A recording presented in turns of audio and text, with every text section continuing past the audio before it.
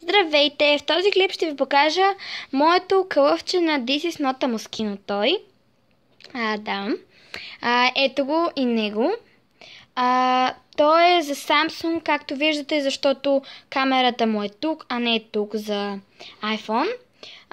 Той е за Samsung Galaxy A3. Това е моят телефон. Да. Не знам дали точно този кълъв е оригинала, защото не знам точно как изглежда оригинала, но в смисъл да. Тук This is not a Moschino Toy пише, както знаете.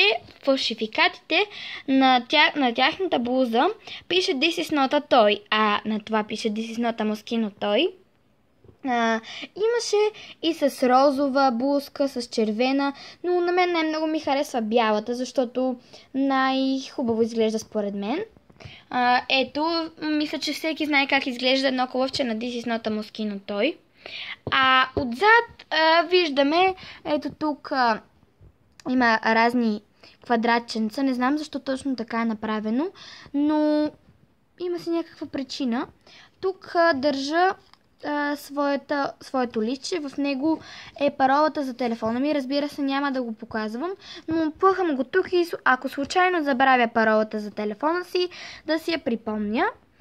Ето така изглежда, то цялото е с квадратчета, тук му се вижда муцуната и очите.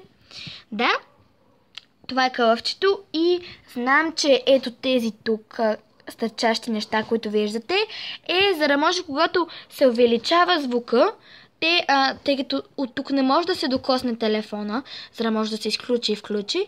Затова тези, като натиснете отстрани, тези копченца побутват копчето на самия телефон и така се намалява, увеличава или се изключва телефона, тъй като на Samsung е по този начин. Това е кълъвчето. Това беше клипа, който исках да ви покажа за This is not a Moschino Toy. Но искам хора да казвате какви други клипчета искате да снимам, други неща, други теми за клип, защото не знам какво да снимам и съм се изчерпала, както виждате.